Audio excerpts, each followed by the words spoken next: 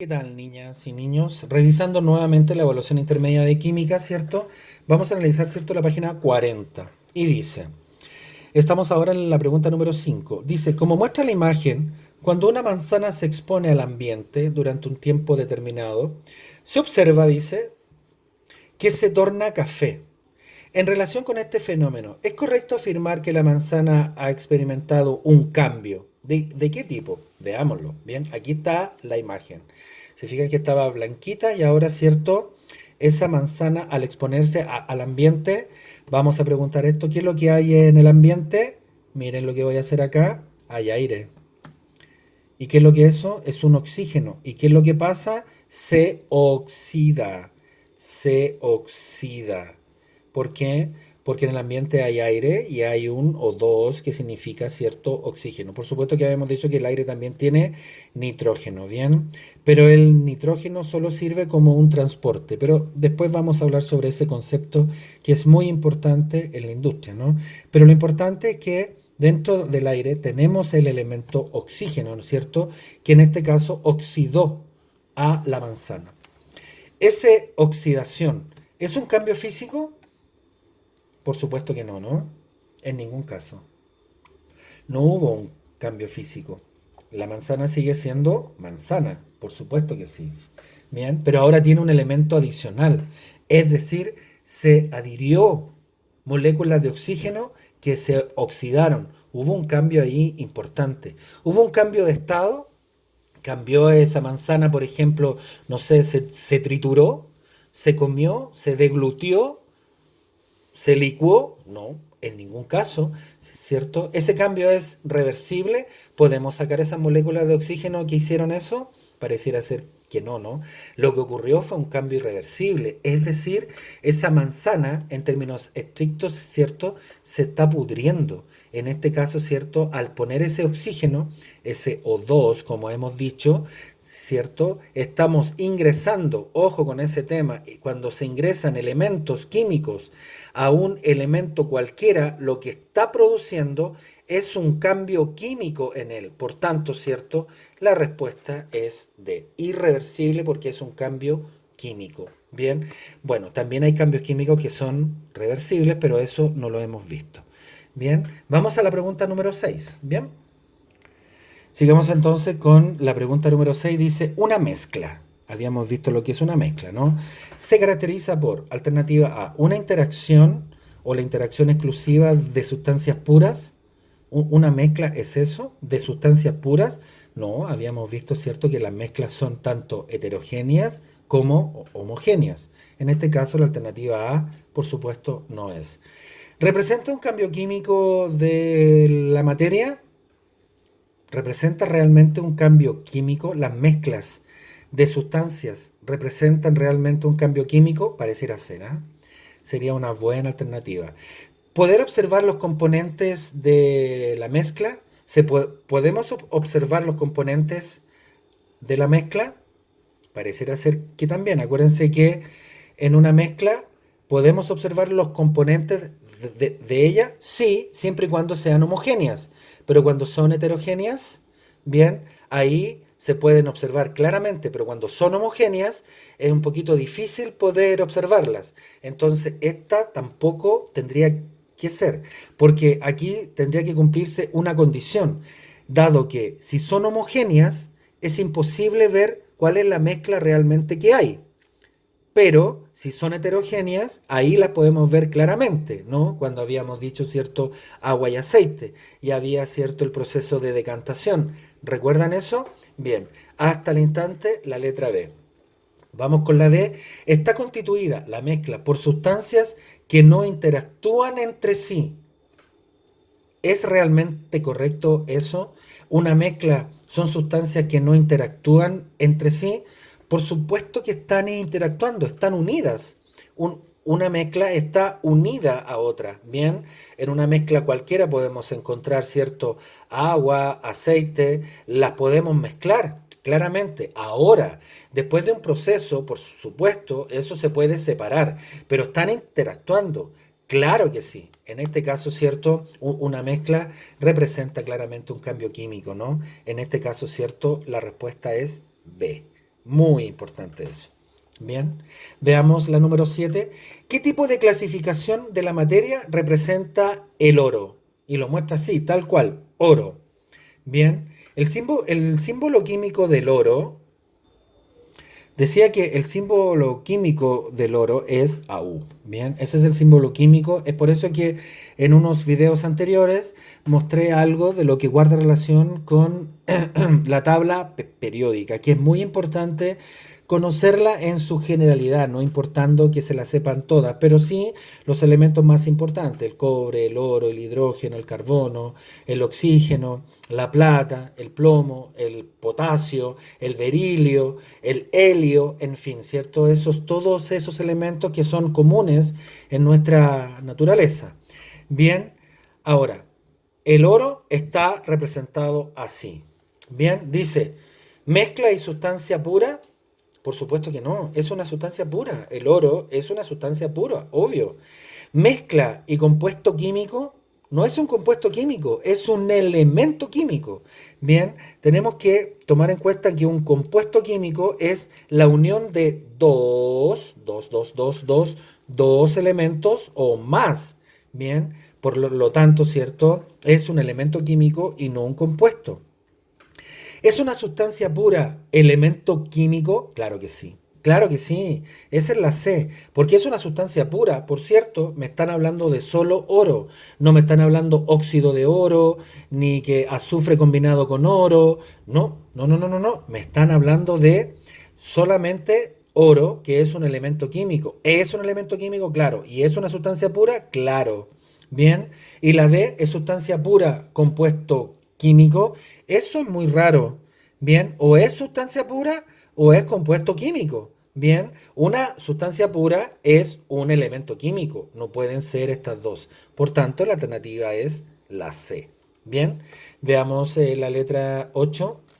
Si cada esfera, esa y esa, representa un átomo, ¿cómo clasificarías la sustancia representada en la imagen? Fíjense bien.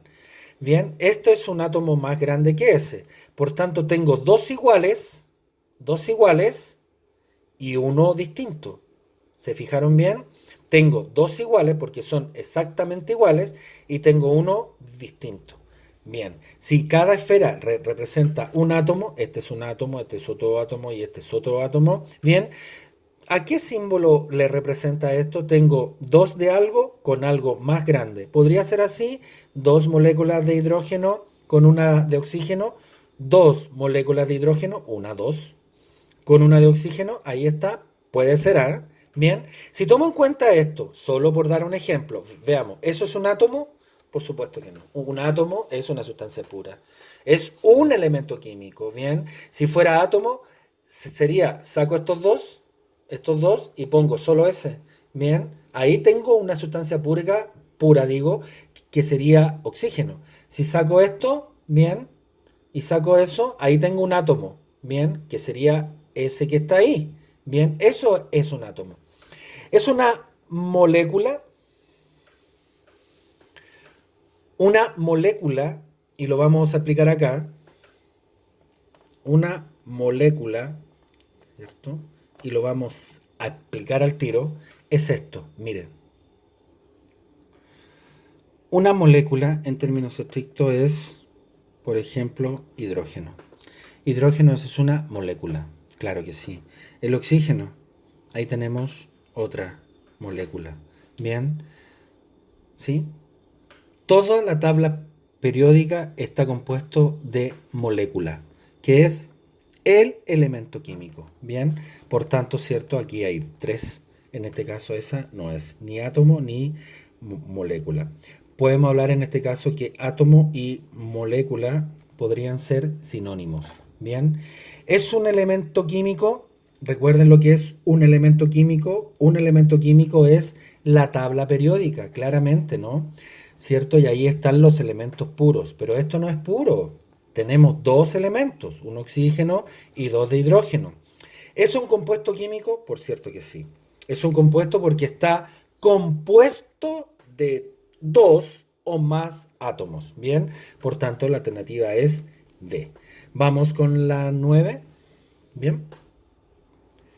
La 9 dice, a un estudiante se le ha quedado en el patio un recipiente abierto con una solución semitransparente. Se llama solución, ojo con eso, a una mezcla que contiene esa mezcla un sólido y un líquido. Eso es una solución. Tiene un sólido y un líquido. Ojo con eso. Semitransparente.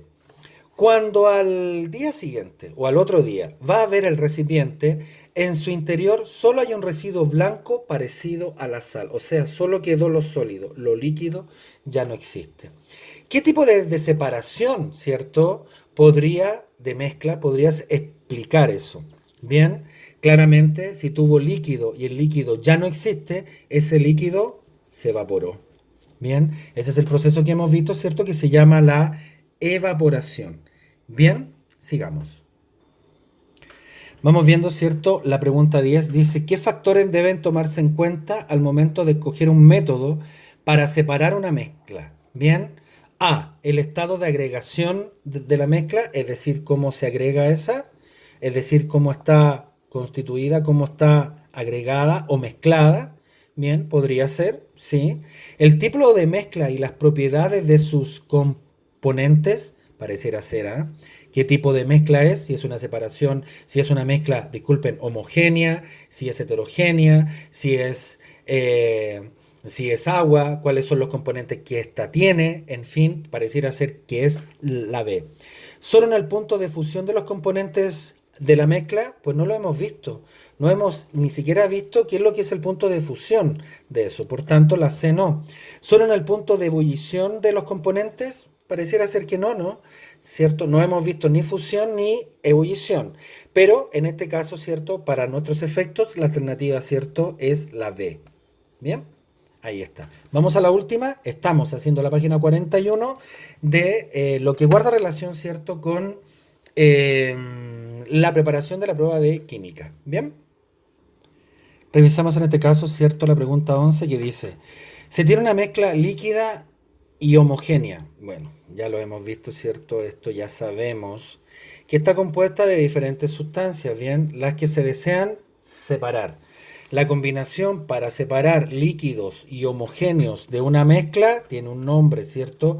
Pueden ser cualquiera de estos dos, tanto la destilación alcohólica como la fraccionaria. Bien, para destilar alcoholes, lo vimos, ¿cierto?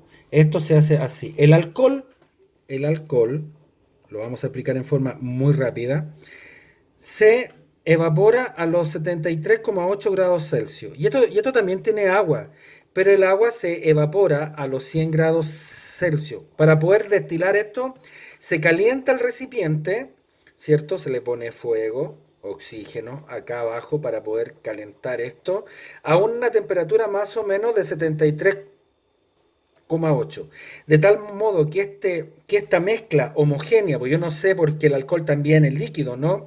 Que es muy parecido al agua, por eso se llama homogéneo, porque no sabemos cuál es cuál, pero para poder saberlo, lo que se hace es calentar el agua, o esta mezcla, disculpen, esta mezcla a 73,8 grados, de tal forma que lo que se evapora, que va a un recipiente, ¿cierto? Que va hacia arriba, ¿cierto? Y después cae, ese gas, por decirlo de algún modo, ese gas con una transformación física, porque se elevó la temperatura, en este caso, va a separar en este caso el alcohol del agua, porque el agua hierve a 100 grados Celsius, es decir, se transforma en gas, bien, pero el alcohol se transforma en gas en 73,8 grados Celsius o 74 grados. Bien, los vamos a poner así.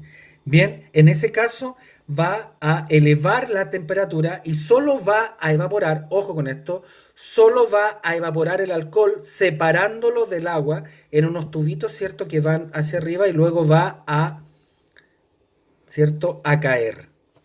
Bien, y ahí lo estoy separando. Ese proceso es la destilación alcohólica. Bien, de tal forma, ¿cierto? Que es la letra C. Hemos visto, ¿cierto? La resolución en este caso de las preguntas de la evaluación intermedia, ¿cierto? De química. Les deseo suerte, que estén bien y vamos a empezar con física. Que esté muy bien. Chau, chau.